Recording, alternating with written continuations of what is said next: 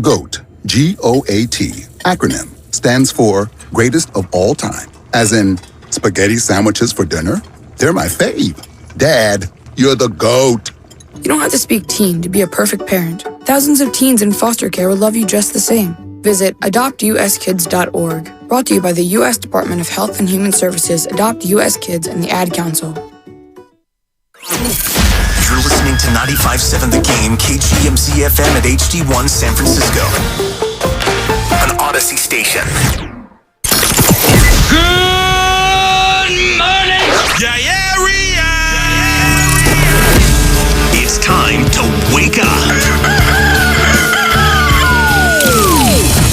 It's 5, and we're live. Oh, is this thing on? I don't care. I want him to hear. This is the Pregame Show, your early morning shot of sports on 95.7 The Game. Come on!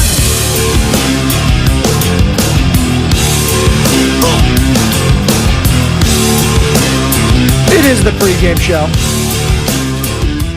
We're back. Better than ever. It's a hump day here in the Bay. Welcome in, ladies and gentlemen, boys and girls. If you're just getting off work, getting ready for school, getting ready for whatever you got to do. If you're going to the beach today, I'm going to the beach today. Because I teased it yesterday. It was a 24-hour tease. It was the best kind. We got a heat wave here in the Bay the next 4 days. Not looking forward to it. No. I hate the heat. Not just Miami. I don't really hate Jimmy Buckets. Emo Jimmy, by the way. All in on Emo Jimmy. But just here in the city, 82, 85, 85, 83. Oh, anything over 70 is already unbearable for me, but 80 in the city might as well be 90. And if it's 80 in the city, it's going to be 90 over in the East Bay. That's just, So stay dry. Well, stay wet if you can. But stay cool. Have fun. Keep that sunscreen on. You'll be all right. That's my passing wisdom for the heat. 4 days. Think y'all can handle it. Can the Cowboys, as I segue over, can they handle the 49ers?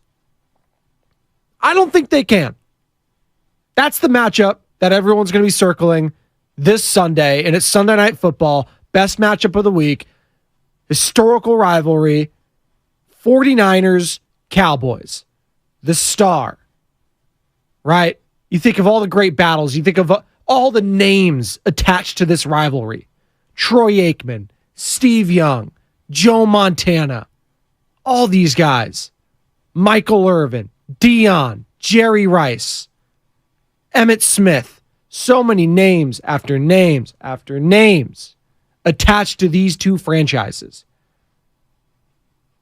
And neither of them have won jack since the 90s. A little more success for the 49ers, some Super Bowl appearances, a lot more success. But at the end of the day, these are two franchises synonymous with football that haven't won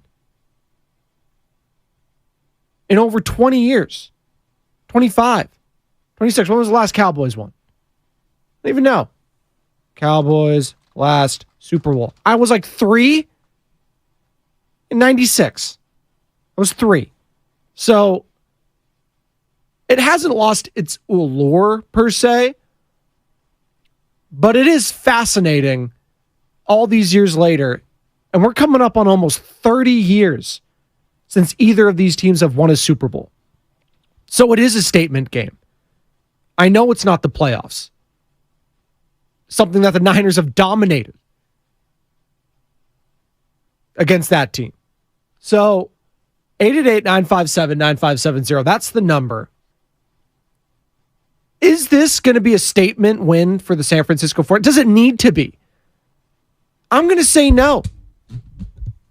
It's not the end of the world if they lose this game because I already know what they could do in the playoffs. And I could already hear, all that. I was like, got to create urgency, man. This is a huge matchup. I laid it all out. It is a big matchup. As big as a week 5 matchup can be at home, right? So Hit us up, Twitch and YouTube, powered by First Norcal Credit Union. We are live and streaming. Ring the bell, like, subscribe, all that, and hit us up again, 888-957-9570. Call or text the Comcast Business Text line. Be sure to download that Odyssey app, favorite 95.7 The Game, for all of your 49ers, Warriors, Giants coverage. We'll get into all of that, by the way. Warriors and Giants. Farhan Zaidi, president of baseball operations for the San Francisco Giants, met with the media yesterday. Very awkward in the dugout. We don't have a conference room we could use. I was talking to Sam Lubman of Garlic Fries and Baseball Guys, producer for the Morning Roast. And he's just like, yeah, they don't have a conference room they could have used.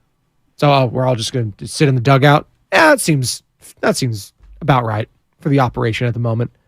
Very awkward. Farhan giggling, and it just doesn't, give me confidence if I was a fan and that was the leader of my franchise currently. Just going to say that. That's okay if he's not the best public speaker. Hey, you can be great at your job and not be a great public speaker. It is what it is. Just ask me. All right. But Nick Sirianni failed his presser. He wasn't the greatest speaker, right?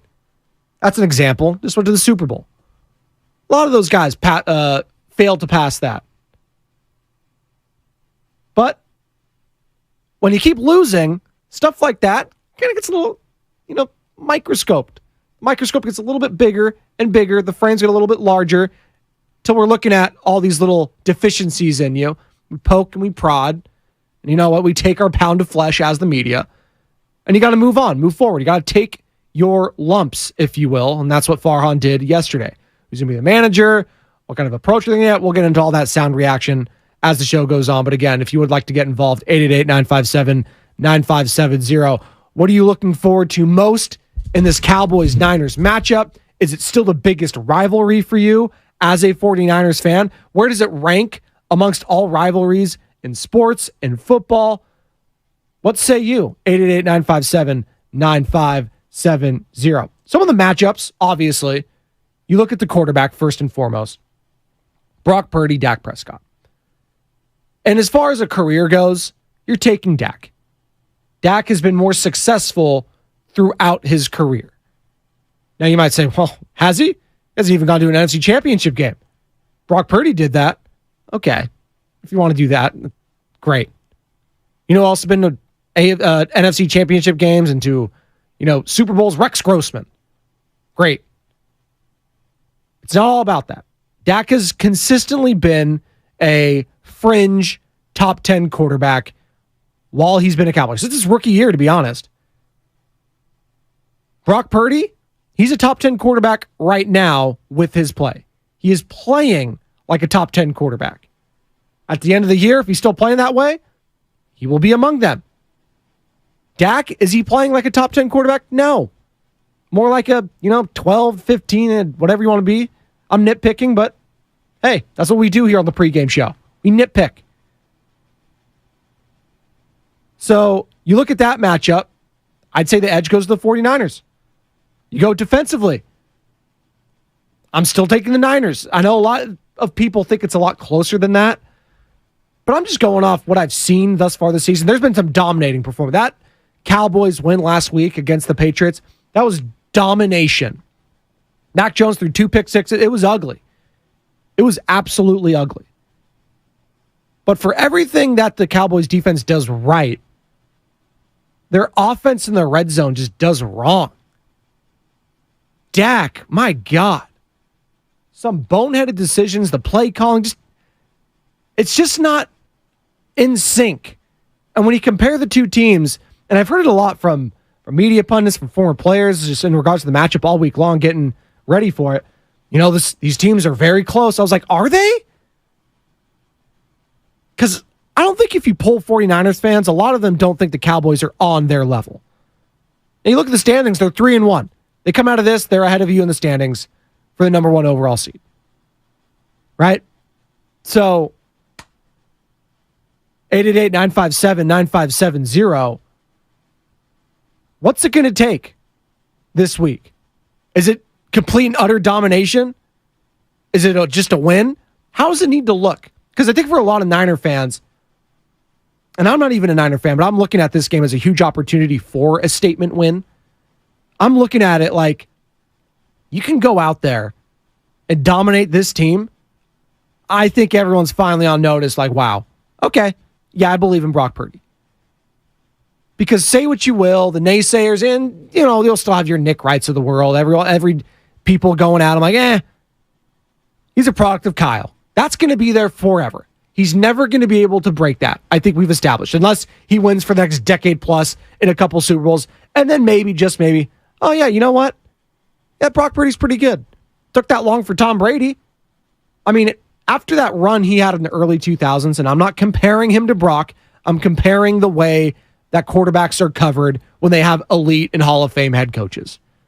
And Tom Brady didn't get any respect until he won that Super Bowl against the Legion of Boom. Malcolm Butler had it. And then again against the Atlanta Falcons, one of the greatest comebacks, if not the greatest in sports history. And then, obviously, against the Rams. So he needed to add one. And then he needed to prove that he could do it without Belichick. So he had to go all the way to Tampa Bay and win another one. And now it's like, okay, I think he's the greatest.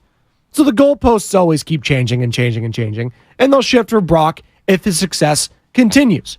But for now, and for the foreseeable future, he's going to be a product of Kyle. That's just the way it is. And I think the 49ers are fine with all those narratives. You know why? Because they keep winning. They don't give an F. Why should they? Winning is all that matters.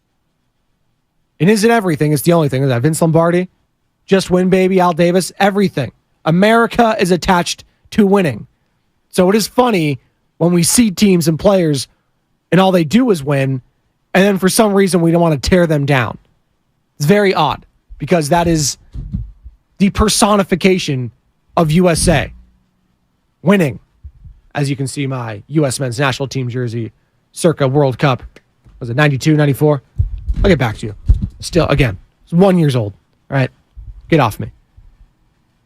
Brian Baldinger, Morning Roast, NFL Network analyst, 95.7 The Game, NFL Insider. You can find his entire interview with the Morning Roast yesterday. He joins the guys each and every Tuesday at 7:30. And he was on fire yesterday, as he always is. But he was comparing, Brandon Ayuk with CeeDee Lamb. Now, that's not the matchup I go to initially when I think of this one. I go to Bosa Parsons. I go to Purdy v. Dak. And obviously, none of these guys are playing each other on the field, but you compare the positions because that's what we do. We like to compare. We like to sit around the bar stool, the barbershop, and compare guys. We can do that for hours. But Brandon Ayuk and CeeDee Lamb, obviously both coming out of the same draft, a quote-unquote historic wide receiver draft that included Justin Jefferson, already mentioned CeeDee, Ayuk, Ruggs, Judy. A lot of talent in that draft. And we're seeing it the last few seasons that, the conversation and comparison between CeeDee and Ayuk may not be as crazy as it was a few years ago when CeeDee took the league by storm. He was a baller, broke out his rookie season. Obviously, Justin Jefferson is the class of said class, but CeeDee was right behind him. And I think he had the biggest flash early on. High points the ball well, yards after the catch. He does it all at an elite level. But we saw last year the loss of Amari Cooper, especially in that playoff game for the Cowboys, was massive. I think that is very understated going back and watching that game. And it was a physical game. It was defense flying everywhere. It was hard to come by yards. Ultimately, the play that changed everything was the Brock Purdy completion to George Kittle. Hell of a catch and adjustment by George Kittle. And it was the mistakes of Dak Prescott. Dak doesn't make mistakes. They probably win that game. He did. They lost. Brock didn't make mistakes. They won. It was as simple as that at the end of the day. And that's sometimes when you're going up against two great defenses, that's what it comes down to. Turnovers. Special teams. Who's going to blink first? And the Cowboys the last two seasons have blinked and they've got ousted, both in Jerry's World and at Levi Stadium. But when you go into this matchup and go into this week, you start looking at all the different, storylines. And again, I already mentioned them, Bosa, Parsons. Parsons is going to win DPOI. I think TJ Watt's probably the leader in the clubhouse right now. Hell, might be Khalil Mack. Guy had 6 sacks. But Brandon Ayuk, CeeDee Lamb is not the one I go to first. And Brian Baldinger, again, it's the longest tease ever, joined the Morning Roast yesterday and talked about why the comparison's not that crazy and that Ayuk, you know what, may have something that CD doesn't.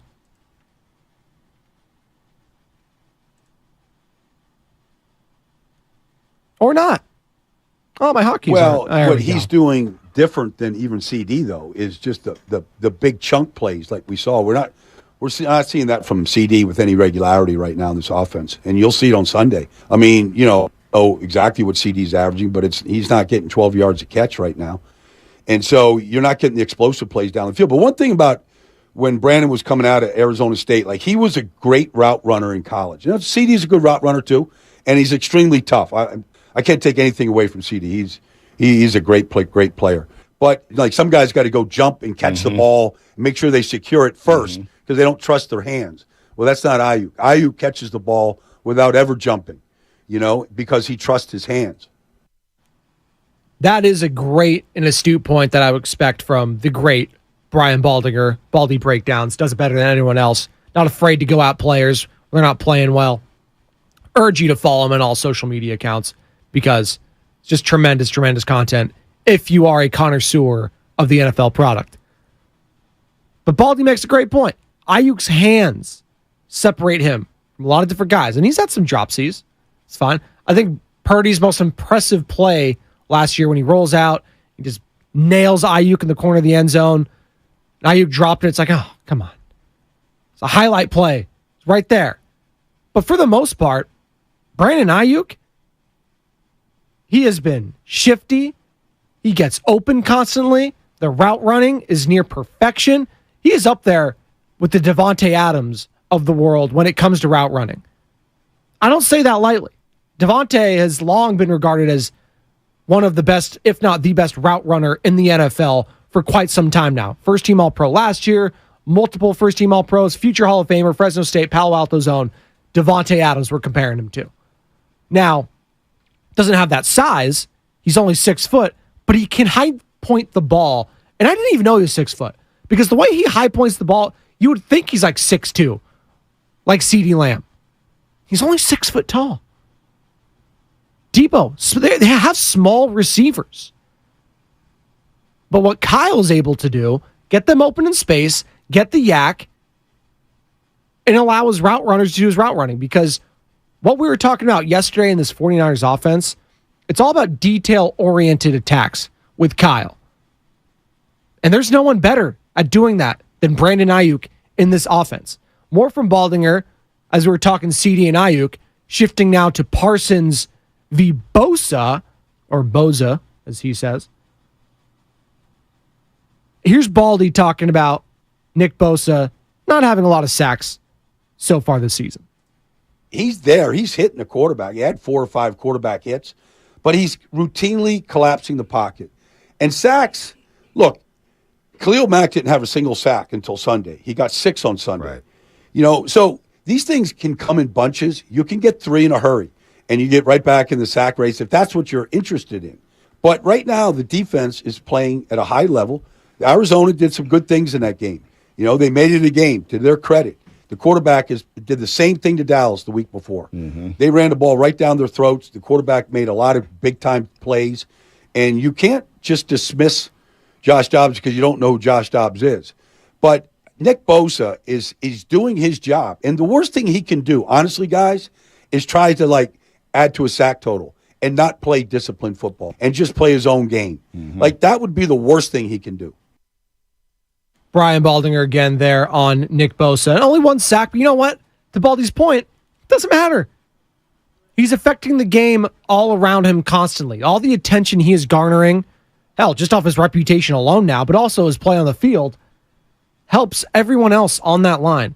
Hargrave, right? Kinlaw, Jackson, Armstead, all these guys, Cleve Furl. It's helping them finish. And they only had 1 sack last week. It was a major one. Javon Hargrave basically kind of iced the game for the 49ers.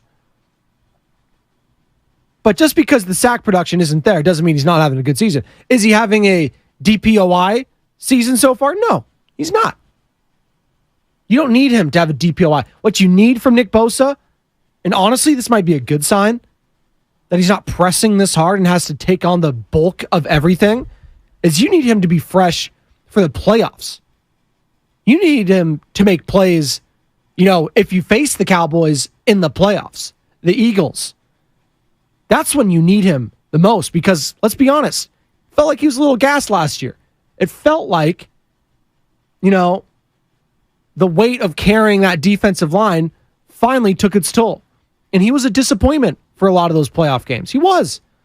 Obviously had the key clutch strip sack fumble on Geno Smith, got that. That changed that whole game in the wild card. But the Cowboys game, the Eagles game, kind of a snoozer. 888-957-9570. Good morning to all of you just waking up, just getting ready for work, getting ready to do what you got to do on this hump day at 5:20 a.m. on the pregame show. Joe Spadoni here. Good morning to Vel Mack and Luis Robertson on the YouTube chat. We are streaming on Twitch and YouTube all day right here on 95.7 The Game. Powered by First NorCal Credit Union. Vel Mack on the chat. Yo, you hear Jimmy Ward or Richard Sherman podcast said Jimmy G should have played against Philly last season? Did not hear that. Gonna have to listen to that. Interesting. Still talking about Jimmy G? Out of sight, out of mind. A dumpster fire of an organization. I'm not paying attention to them. Ugh. Got Raider fans fighting in the stands or fighting each other. Got fans going at Mark Davis when he's just trying to chill and watch the game. I love it, though. Don't get me wrong. But it's chaos right now, and it's not a good time. And I'm so vindictive as a Raider fan that, there's part of me, since the Super Bowl's at Allegiant Stadium this year, there's part of me that really just wants the 49ers to win the whole damn thing right in front of Mark Davis's face. Because I'm not a fan. I don't care. If they win, that's great for my business. If they don't, But if it means that Mark Davis has to eat humble pie and he has to watch the team that he competed against and his dad competed against in this market for years, and he has to see them get a Lombardi in Las Vegas the first time ever that has happened, chef's kiss. Anything to make that guy suffer would make me very, very happy as a fan. All right. Enough bashing the Raiders. Gonna have all season to do that. 888-957-9570. More from Baldy talking about the Cowboys' poor red zone offense. And he likens it to an old show that I used to watch. Calls it the dead zone offense. Most teams have a red zone offense. I think that Cowboys have a dead zone offense. Like, they get down to the 5-yard line, they can't score. It's been going on every week. It's happened 4 times in a row against Arizona. Like 4 second-half possessions ended up inside the 10. They didn't score a single touchdown. Same thing happened last week. Twice they got down to the 5. They couldn't score. And you watch what they're doing. Like, it looks like they're just grabbing straws. All right, there's going to be a fade route that's going to be incomplete. There's going to be a late read over the middle because they take the first read away, and Dak's going to be stuck and throw the ball into the turf. It's actually a month of just futility when they get close. A month of futility when they get close. So that's what we're dealing with, 49ers fans. A porous red zone offense. And if you don't score, you're not keeping up with the 49ers. Hot take, but I don't think if you don't score any points, you don't win a game. You can tie. You ain't going to win the game. And what have the 49ers done this so far this season? 30 burger. They're just feasting on opposing defenses. Can the Cowboys keep pace with that this week? If it turns into a shootout, I'm not so sure. Now, I will say the one area of concern so far this season, and I was concerned about heading into the season, talked to Eric Crocker of the Locked On 49ers podcast when I was filling in for a day on the morning roast. We were talking about, I was like, Eric, you concerned at all about the secondary and Eric being a former NFL DB, right? He's like, no, I'm not that concerned. It's like, really? I was like, Charvarius Ward's your number one corner? That doesn't really give you pause a little bit? Concerned? Isaiah Oliver? Like, really? Diamond Lenore, Ambry Thomas? I am not convinced of this secondary yet. Now, that's okay. Not every team is going to be perfect. You can't have great players at every single position 24/7. It's just not how it is. It's not how it works. You're going to have deficiencies somewhere. Right, Stephen A? You have some serious deficiencies. They're not serious, but they're deficiencies. So I do think that's an area where the Cowboys should be able to exploit the 49ers just a little bit. Shout out 50 Cent. But again, the 49ers, if they get to you, they get up in your grill, they make life difficult for Dak in the pocket, then it could be a long day. And then, you know what? You might get happy feet. You might get a oh-no throw, Dak style, and you might get a Hufanga pick six. It could happen. Dak, again, going up against a secondary we didn't think was all that special last season, threw multiple picks. So if you just get that pressure in his face, in his grill, he's going to make mistakes. And if he makes the mistakes in the red zone, I do not believe the Cowboys can overcome that, let alone any team, but especially the Dallas Cowboys this week going up against the San Francisco 49ers and the best offense in the NFL. 888-957-9570. That's the number to call or text, get involved in the conversation. We've been talking Niners Cowboys. We can continue to do that.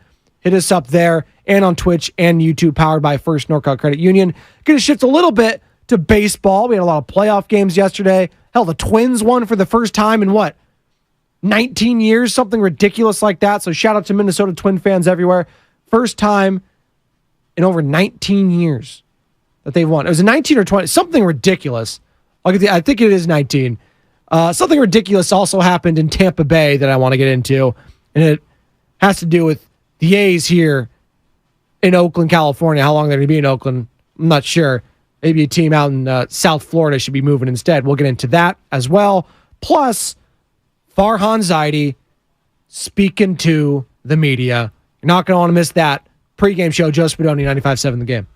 The U.S. dollar is under attack, and it's becoming less and less valuable by the day. Hyperinflation and speculation is killing your retirement. Don't leave your money sitting in cash. It's time you diversified and protected your future with physical precious metals. Call Advantage Gold at 800-900-8000 and get your free digital dollar survival kit and learn how you could get up to $1,000.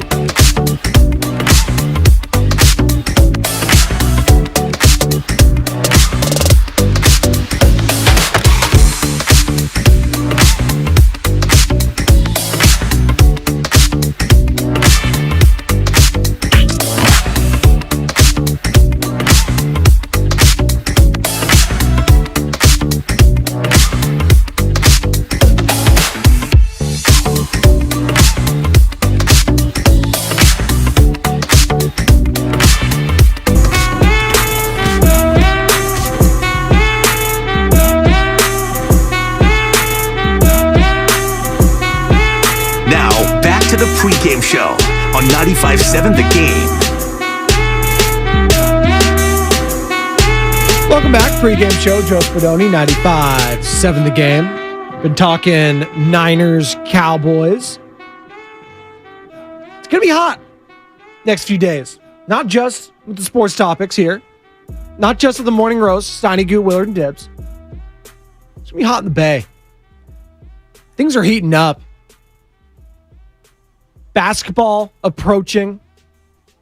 We had media day. Baseball underway. Postseason. Diamondbacks, gutsy win. Phillies. Rangers. There was something about yesterday with Farhan approaching and addressing everyone in the dugout, and all that's happening. You got the Rangers out playing Tampa Bay, and Bruce Bochy, I know it wasn't the exact same time, but they kind of overlap each other. You got Bruce Bochy going out there and doing what he does in the playoffs, just getting wins. His pitcher's just looking awesome. And that's how it was yesterday as the Rangers took out the Tampa Bay Rays. And let me get into this real quick, and we'll get back to the Niners. We'll get back to the Cowboys. We'll continue to take your calls and texts, 888-957-9570. And we're streaming on Twitch and YouTube, powered by First NorCal Credit Union. I was watching the game yesterday, and I couldn't help but notice Tropicana Field, and it's no secret, the Tampa Bay Rays, like the Oakland A's, not great ballparks, right? Have put on winning products, yes. Hell, the Rays, I think, have done what the A's kind of invented in Billy Beane, the Moneyball aspect. They've done it better. They've gone to multiple World Series. They haven't won one. They've gotten close. They're signing guys to extensions, to contracts. But it's no secret that they struggle with fan attendance. Now, it's one thing for that to happen in the regular season. That's fine. I get it. You're not investing in a good, an exciting experience at the ballpark. Not a lot of people are going to go. Got traffic, and you have to create an experience. That's why you see all these nice ballparks, all fun. Like hell, the Padres weren't very good on the field this year, but they still have exciting players. They still have an exciting ballpark, and that place was lit every single night. So the Giants need to struggle with and come to terms with, too, and we'll hear from Farhan Zaidi here shortly about getting young, exciting players. Or hell, if they're not young, they better be names to bring butts into the seats. Well, the butts weren't in the seats yesterday for the Tampa Bay Rays. 19,704. That was the lowest attended playoff game. We're not counting the COVID year. That was the lowest attended Major League Baseball playoff game since 1919. I think that was the infamous Chicago Black Sox and Cincinnati Reds. It's been 100 years. And I don't want to hear about, it was afternoon. It was Tuesday. This is playoff freaking baseball. And your fans aren't showing up even for playoff games? Say what you will about the Oakland Athletics in the regular season. In the playoffs, they showed out. The fans will show up if you win and you give a damn about the product. I promise you that here in Oakland. I promise you that.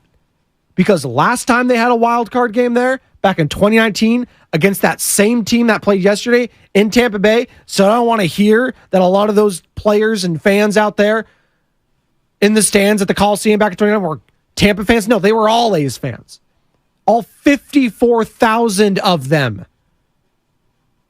They showed up. So yeah, watching that game pissed me off a little bit, knowing that the A's are probably headed for Las Vegas and the Tampa Bay Rays are getting a new stadium. I don't want any, all the Tampa Bay fans, I'm not here to rip them. They are loyal. The ones that were there yesterday, shout out them. And I hate that I have to use the Rays, as a comparison, but I need to. I need to address the fact that even with all the success Tampa has had in a World Series appearance in the last few seasons, and all the studs that they have, they still can only get 19,000 for a playoff game. Really? What are we doing here? But it's the A's fault. It all goes back to they don't care about their... Stop. Just stop. So yeah, that was the one thing that really stuck out to me yesterday was that fan attendance, lack thereof, in Tampa, and knowing what the atmosphere is like in Oakland at the Coliseum during a playoff game got me a little PO'd, not going to lie.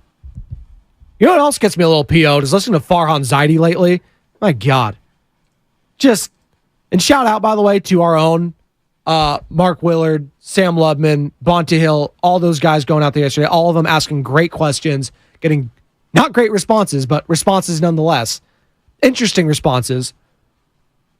And that's kind of what it was. That's the word I would use yesterday to describe that press conference and watching back, listening back. Interesting. Again, when I hear him speak, Farhan Zaidi, president of baseball operations for the San Francisco Giants, I don't come away like, man, I am excited for this team. I believe that vision. I've never bought into it. Maybe because I'm so damn jaded as an A's fan that I believe that this crap will never work. But we saw some success when he was paired with Andrew Friedman in Los Angeles to be like, oh man, is this team going to get some Corey Seagers? Are we going to get some Chris Taylors? Justin Turners? Oh, we're going to get the Walker Buehlers. Yeah. Are we going to get that? Or at the very least, when he was with the A's, we're going to get the Josh Donaldsons of the world, Josh Reddick, the Brandon Mosses. Can we get those? Well, for a season, it looked like it worked until it didn't. Until it was just like, oh yeah, this is kind of bad money ball. This isn't even working. But here's Farhan, a couple clips from him speaking yesterday, talking about if he believes the Giants manager position, which is open, is still desirable. The sort of reaction and the amount of incoming calls we've gotten, serves to, support the view that this is a really highly sought after position in an organization that's really well regarded in the game and in the industry. So I don't anticipate any issues there. Some of our candidates may be people that I've had some past relationship with, and maybe that helps provide some reassurance there. But even for people who don't, you're coming in to be the manager of this team, this organization, and I haven't sensed any concerns from people on that. It's funny, as I'm hearing him speak, again, MLB Network on in the studio, and I see Bruce Bochy addressing the media, just another win. It's what he does. Guy loved to win, and I get it. Towards the end there wasn't a lot of winning. The cabinets were bare, and it was time for both sides to part ways, and I think that was for the best. There needed to be a new voice in there. The problem is, the new voice you got hasn't been a good one. If we're talking voices here, it's Farhan's. Are you confident listening to that man speak? Is that the leader of your team right there? No. So he needs to get a guy that I can believe in, at least on the field, managing this team. Who is that? Remains to be seen. But he needs someone to desperately give this franchise a facelift. And here's Farhan talking about if he would be open to hiring a quote-unquote old school type of manager. Take a listen. I've worked with 7 managers in my time in baseball, and they all had different styles, and I think 5 of them won manager of the year. So, and my relationship with them, my role's been different in those different organizations, but my relationship's been different with them too. And, at least from my experience, one thing I've learned is that there are no absolutes. There are times when you're going to be working more closely with the manager. There's times when it's more appropriate to be hands off. And some of that, I think, is the style of the manager and how they like to run the team in the clubhouse. And, some of that is just what the players and the team needs. So, we haven't gotten into, I'm sure there are going to be questions about the roster, but even if we make drastic changes to that roster, 15 or 20 of the players at least are going to be guys that played for us this year. So, there's no template. I've worked with managers who have different experiences and different styles, and I think we want to be as broad as our search as possible. After all that word salad, I don't think he's hiring an old school type manager. He mentioned and alluded to the fact that, he's already talking to guys he's worked with in the past, so that leads me to believe, he's going to have another guy, not Gabe Kapler, but, similar to Farhan's way of thinking. And that obviously has to be the case. There has to be some base level of understanding between the manager and the GM, president, whatever. So yes, I understand that part. But I also would like my manager to have at least some say and control of the reins. I just don't think that's going to happen. I don't know if Farhan can, give up some control, even a little, over this team. I don't know if he's willing to do that, but he better, because whatever he's doing right now, it ain't working. We got to take one more break. Come on back. More Farhan reaction on the other side. Wait till you hear what Aaron Rodgers had to say in regards to Brock Purdy. And is Steph really going to don the red, white, and blue? Talk about that on the other side. Pregame show, Joe Spadoni, 95.7 The Game. What's for dinner? Burgers? After last week, no thanks. Avoiding foods due to fear of diarrhea, gas, bloating, stomach pain, or loose, oily stools? It may not be just stomach issues. It could be EPI, or exocrine pancreatic insufficiency. EPI can cause uncomfortable symptoms because it's a condition where the pancreas doesn't release enough digestive enzymes to break down food. But EPI can be managed. Use the symptom checker on identifyepi.com and talk to your doctor about your symptoms. That's identifyepi.com. Sponsored by AbbVie. Picture a swimmer backstroking through a pool of lime jelly. Now picture yourself getting the new titanium iPhone 15 Pro. Now picture a lion and antelope hugging. Now picture yourself switching.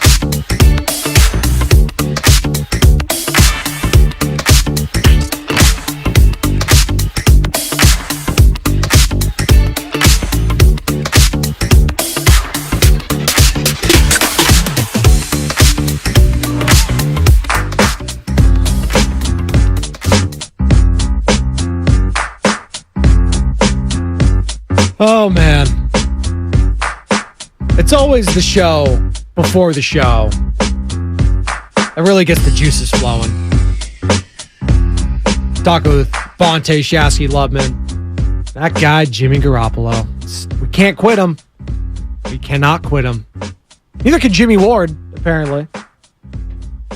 Morning Roast will discuss that. That's a tease for another show. Look at me setting up another show there.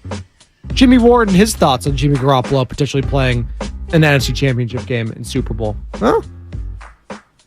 There's another guy calling out the toughness, per se, of a Jimmy Garoppolo. Is that Bennett? Edelman? Yeah. It's a couple. Welcome in, ladies and gentlemen, boys and girls, the pregame show. Joe Spadoni. We got one more segment here before tossing it over again to the Morning Roast. Bonte Hill and Joe Shasky. Good morning to all of you on Twitch and YouTube, powered by First NorCal Credit Union. Sideshow Bob, Damon Chang, Dante Wiley, P1 Hours. Oh, you know it, man. Come on. What's good? What's good, Sideshow Bob? Let's go. Been talking Niners, Cowboys, the rivalry, the passion, the matchups, Purdy versus that defense, Dak versus this defense. It was hard-hitting playoff game at Levi's, just a few months ago. Is that going to be the same? Is it going to be a shootout? Is it going to be a domination? I'm leaning how a lot of the 49ers wins have looked this year. I'm leaning that it's going to look in the same kind of mold. I do think Purdy has his first interception this year. I do think that's going to happen this week. I wonder what the odds are on that, but I do think that will happen. That is the case. I think Micah Parsons is going to make life difficult for McKivitz. But outside of that, I'm liking almost all the matchups for the 49ers. I really am. And I just be like, you're being a homer. I was like, I'm not being a homer. I just watch the games. When you watch the games, the 49ers on both sides of the ball look more impressive. I don't think the opponents for either of these teams have been all that impressive. But the fact of the matter is, the 49ers have scored 30-plus in every single one of these games. Because of the offense, not because of the defense, not because of pick sixes. No, because they handle the time of possession. They give the rock to Christian McCaffrey. They got Ayuk, and they got Brock Purdy scrambling and making plays and making dimes left and right. That's why I'm confident in the San Francisco 49ers. I do not believe these teams are evenly matched, as everyone's saying. I think the 49ers are better than the Dallas Cowboys. And I think they will pull away like they do early fourth and win the game. Because that's been the recipe all season long, and that's been the recipe against the Cowboys in the previous two playoff meetings. What has changed between now and then that leads you to believe that the Cowboys are going to beat the 49ers? It was close. Yes, it was close. I think Purdy's a lot better since then. And I don't know how much Dak is better since then. If anything, Dak has not been impressive this year. At least to me, my eyes. 888-957-9570. We'll continue to take your calls and texts as it pertains to the Dallas, how about them Cowboys? NorCal Patriot also believes what I'm saying. The Niners are way better than the Cowboys. Lamar Lewis, Homer Radio. That's me. Joe Spadoni, 49ers Homer, right here on the pregame show, Monday through Friday at 5 a.m. 95.7 The Homer. Spadoni, a real one. Thank you, Ernie. Appreciate you. Niners on today's show. David Collins. I don't know if we're having any 49ers. I would love to have a 49er interview on the pregame show. I don't think any of them get up that early. Don't worry. We're working on a Wishnowski or Moody.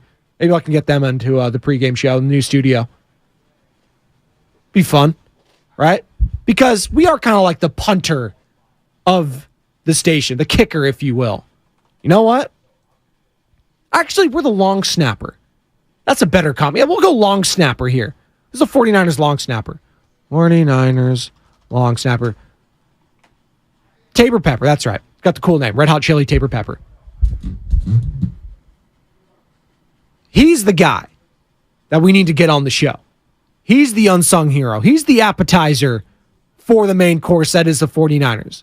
Yeah, the Bosa, the filet mignon, the Purdy, the nice lobster. Now, Tabor Pepper He's the chips and salsa, again, shout out Peppers, of that team. And he needs to get the credit that he deserves. All right? So Tabor Pepper, it's an open invitation for you to come onto the pregame show, 5 a.m. We'll see if he takes me up on that. 888-957-9570. As we wrap up here, didn't talk about it yesterday, but I wanted to. From Media Day, and if you're on Twitch and YouTube, you can see me donning the Stars and Stripes. Shout out Team USA, U.S. men's national team, women's team, anything Team USA related. Kurt Angle, just toss him in there. Olympic gold medalist, won it with the broken freaking neck. Oh, it's true. It's damn true. But I was disappointed in FIBA, the World Cup. I was disappointed that we didn't get the job done. We lost to Germany. That can't be happening. All right? Can't be happening. Can't be losing to the Dennis Schlutas, the Franz Wagners of the world. Can't that? No. Not allowing that to happen. You know who's not allowing that to happen anymore either? Heading into Paris for the 2024 Summer Olympics. LeBron James, Kevin Durant, and this guy, Stephen Curry. I think LeBron and KD today committed to the Olympics. I know sounds like you were part of those conversations, at least at some point in the summer. Are you ready, to commit to the Olympics yet, or do you know? I've talked to some people about the opportunity, and definitely, if all things stay the same, I want to be, playing. It's the one thing I haven't done, and also understand the opportunity for Team USA to kind of reassert yourselves as dominant in the world and all that type of stuff. So definitely want to be there. Definitely want to be on the team, and hopefully things line up that way where we're all there. There you go. I think that's as close as a commitment you're going to get from Stephen Curry. And can you imagine the swan song for all these guys' career? And Steph's got a few years left. LeBron clinging there. KD getting up. These guys are getting old. Getting old. And just one last time. Steph, LeBron, KD, Tatum, Anthony Davis was asked about on Media Day. I think he would be ready to commit, seeing how this upcoming season plays out. They're dominating. And then you got all the different depth that you need. Hell, bring in Dame. Bring in, the Drew Holidays. Bring in all these guys. Jaylen Brown. They are so far ahead of everyone else that our C- team almost won the whole damn thing. And you guys know I love Austin Reeves. I do it as a bit sometimes, but he's a damn good player. Should not be having crucial minutes in any of these games for Team USA. He's a good player. He's very good. He was clutch for the Lakers last year against the Warriors in that series. But for Team USA, when we're talking about the cream of the crop, no. Give me the big dogs.